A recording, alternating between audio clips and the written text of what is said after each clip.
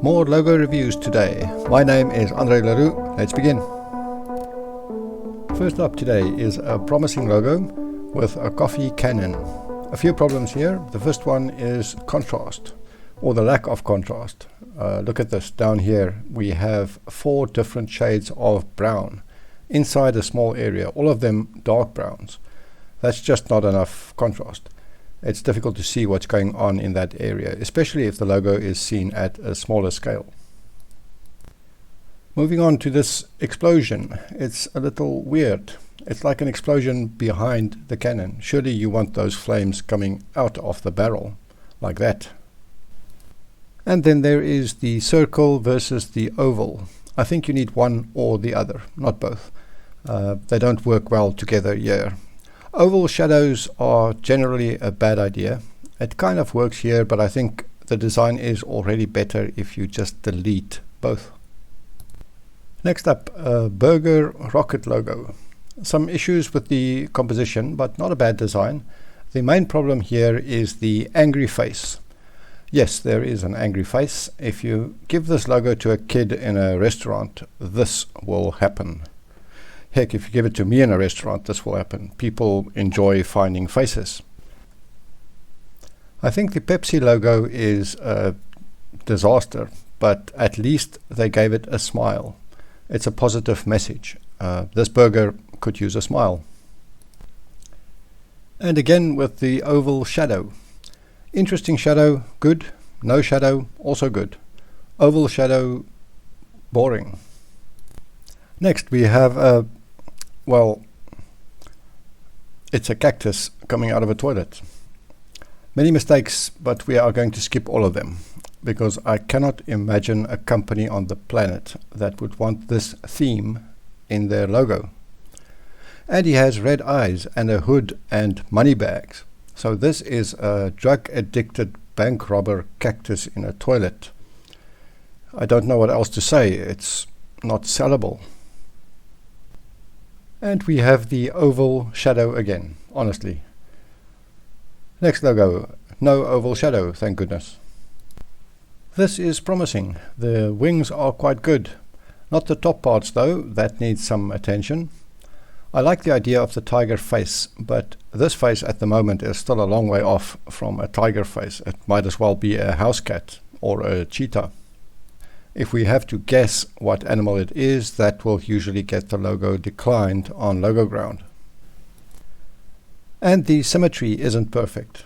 There's a cool trick to check the symmetry. Flip it horizontally, then undo. If you have shortcut keys set up, then you can do that fast, and then you get to see the logo do a little dance. If it's dancing when you flip it, it's not symmetrical. To be clear, symmetry isn't a requirement, but this one looks like you were aiming for symmetry and missed. We also have to talk about your vector file. It's not a disaster, but you have some layers there, and if I select all of them, then there's a second completely different logo behind this one. 2 logos for the price of 1. Got to fix that. Next logo, a good logo, a lion face inside leaves that also form an apple. I did not see the apple at first. It's kind of hidden, and it may be too much. You are already combining a lion with leaves, and you did a pretty good job with that. To then combine that combination with an apple is a bit much. It makes the logo harder to read. 2 other minor issues, and this might be just me, but this open space here seems a bit empty compared to the rest. I would add a few leaves there, and the text is tiny and not well aligned. If we do the flip trick, you can see the text isn't centered properly. So you have to fix that, and I would recommend making the text about twice as big as it is now. Next, I love this logo. The more I look at it, the more I like it. It has character, but it also needs work. The first thing is the mom's eyes. That's a good way to start the eyes, a circle and a semicircle, but that's only the start of an eye. Take it a bit further. Same thing with the nose. That's what a nose looks like if you draw a face in a hurry. Take more time, refine it. The next thing is the disconnect between mom and baby. In Mom's face you have a more realistic approach, and in Baby's face you have a more cartoonish approach. They have to be in sync, they have to be the same style. And then we have to talk about the hair. Curly hair can be tricky, especially disheveled curly hair. In a logo, you have to still end up with a design that looks orderly and tidy. If you have something wild and unwieldy in the design, you have to find a way to preserve that and still have a design that doesn't look wild and unwieldy. Next, letter W and what I think is a pencil, judging by the title. The first thing that bugs me here is the serifs.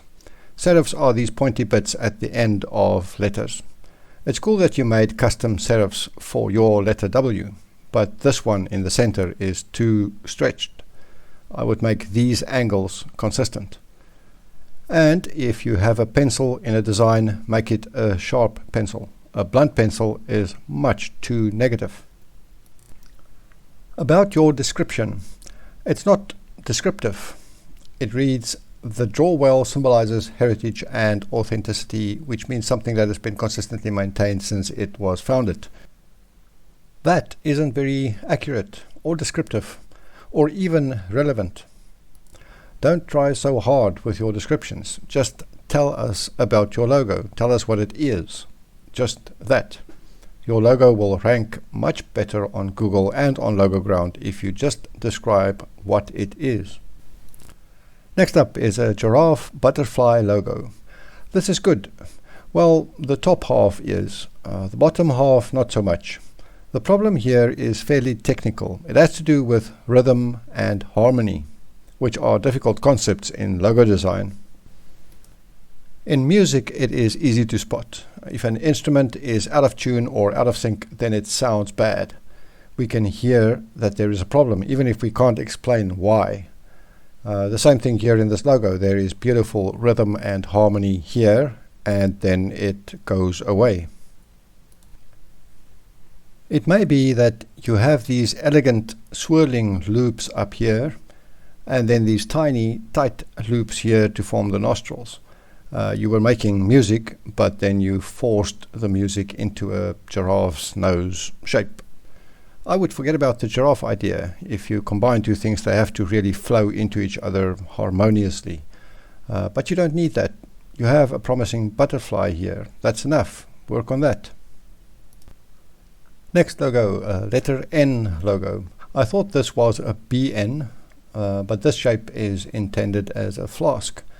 Well, first thing is either switching to the BN idea or making the flask more obvious.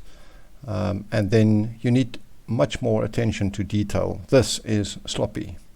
We just cannot approve that. And you have rounded corners everywhere except here and here. If even the serifs are rounded, then for the sake of consistency, you can't have sharp corners anywhere else. Next, monster cassette tape. I love this idea, I really do. The problem that you have here is that your potential buyer is a real music nerd, or a collector, or some music pro. They will immediately spot problems with this cassette. For example, those little gears are wrong. A cassette tape doesn't have normal looking gears. They are more spiky like that. And I know you wanted to move the monster's eyes closer together, but that kind of ruins the classic cassette tape look. So my advice is study a cassette tape more closely and get your cassette monster closer to that. And please center the horns. I hope you finish this logo. I look forward to seeing the final version. And that's a wrap for today. More logo reviews next time. Thanks for watching.